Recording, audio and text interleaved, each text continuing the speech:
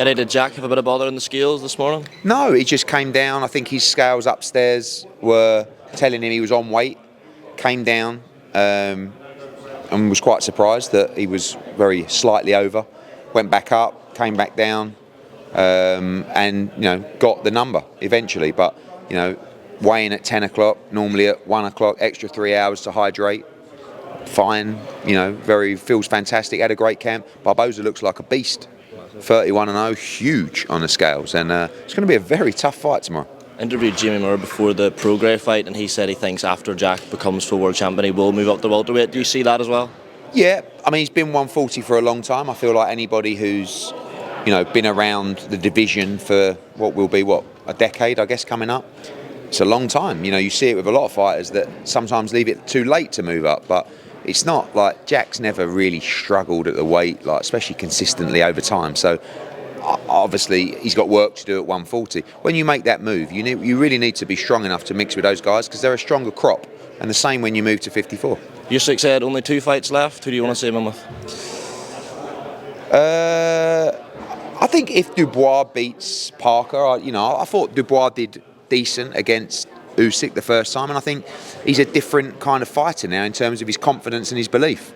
And Jai Opetaia, I'd like to see Jai certainly unify, but if he can become undisputed, it's a great narrative, that fight. But Usyk's only going to take the fights where the money is significant, and they're going to be the fights where His Excellency loves the fight, and I believe he'll like the Opetaia Usyk fight if Jai can go through the division at cruiserweight, and we'll see what happens with Dubois. But yeah, I think a lot of those guys, I think it could be the last year for AJ, Usyk. I mean, Fury certainly, either one way or the other. Do you know what I mean? Yeah. So I guess a generation will exit in the next year or two, and we should enjoy them while we're here. Who's the stars to replace those guys you just mentioned? Well, that's the thing, Daniel Dubois. On a Moses on a global scale. I think Terra Moana is going to be a huge threat at heavyweight. Justice Hooney, I think, is underrated coming through. Jared Anderson, I think, still has a lot of future in the game. Bakoli's going to have another year or two, even though he's getting old. I think the Kabayao Zhang winner is going to be interesting. Joseph Parker's, I don't think he's, I know he's had a lot of fights, but he's fresh. Do you know what I mean? There's loads of talent out there, but certainly those household names will be coming to an end. When they do come to an end, do you think we'll see a couple of years of British boxing probably being a bit of a lull in terms of that commercial pull? Not really, but you're talking about things that you've never seen before. Like before AJ, there was no one like AJ. So will there be anything like AJ moving forward? I don't know, but you just need to see good fights. That's the key. A couple of predictions. Main event, Feb 22nd. Your man Bivol Beterbiev. Yeah. What's your prediction? Bivol on points in another close, tough fight. Cool. Main event, Dubois, Parker. What happens? I'm going to go for Parker on points. Anyone else? Eddie, I just wanted a reaction to the latest edition of Clapback Thursday. Oscar De La Hoya launched into Canelo. It was a long one, and he said that Canelo had no loyalty. Is loyalty such a concept at the highest level of the sport in boxing? Canelo has no loyalty, but he makes that very clear to you. Do you know what I'm saying?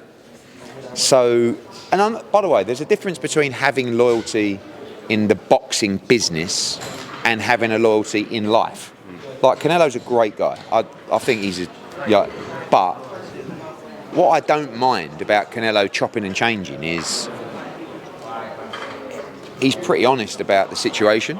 Like, what he won't do is call, Eddie, I want to be with you for the rest of my career. Oh, yeah, he says he loves working with us. He does love working with us. But he also says, wherever the best deal is for me, that's where I'm going.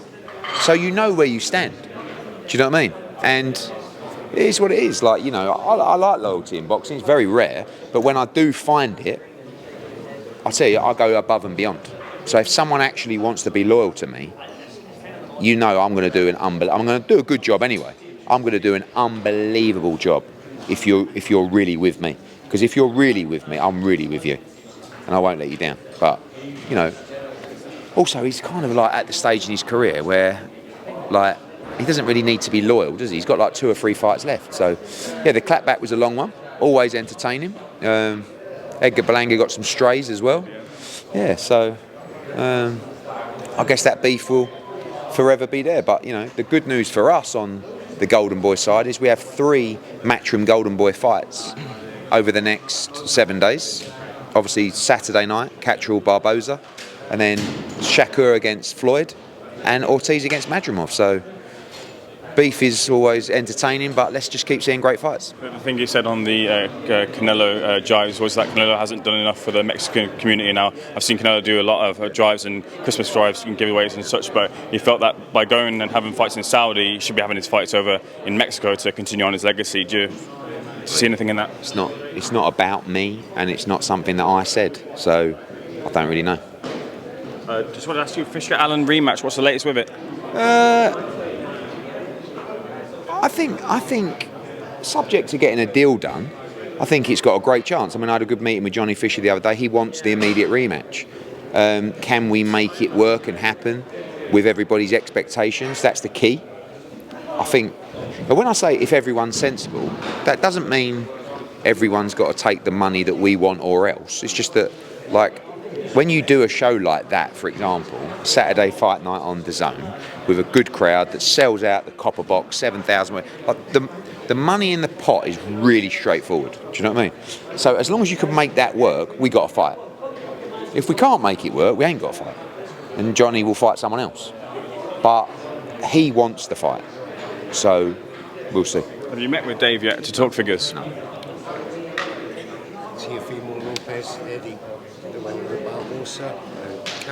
Yeah, going to be ordered to fight him. Obviously, next week I think in Riyadh we're going to really see what's happening with Teofimo, with the winner of this fight, with Richardson Hitchens. Who knows? But there's nowhere to run. Also, obviously, the big news for Dalton Smith. He's been mandated to fight for the WBC title. So both the winner of this and Dalton Smith are locked in to challenge for the world title. Whether it comes in 3 months or 6 months, that's the time frame, really. So great positions, but obviously, firstly, Dalton's got that now, and Jack's got to win tomorrow night. Cheers. Eddie, can I just ask you one more last question? Don't want another somber note, but John Cooney, just want a message to see passed away after a bout in boxing. Yeah, devastating. John fought on our show, Katie Taylor against Cameron 1. I'll always remember him because he's full of beans, and he was so excited to be on the show, and he wouldn't stop, telling me he's going to, wants another spot on the show, and he loves, he's going to be entertaining the fans, and he did actually. He won by stoppage that night. He was brilliant, and I remember the interview after, and Mark Dunlop, took a photo of us, and he was a real cheeky chappy, and a man that loved boxing, but you never love boxing for that to happen. It doesn't matter if it's John Cooney or any one of us who are around the sport all the time. And sometimes, regardless of all the beef in boxing and the relationships in boxing, when something like that happens, there isn't anyone that isn't deeply affected by it within the sport. It makes everybody feel sick, yeah? But nowhere near as affected as the family, and there is always kind of like comfort in knowing that John Cooney did what he loved. Do you know what I mean? He had an unbelievable passion for boxing in his career, and but unfortunately, like I said, there's nothing that can ever make up for or almost give us any reason to understand why.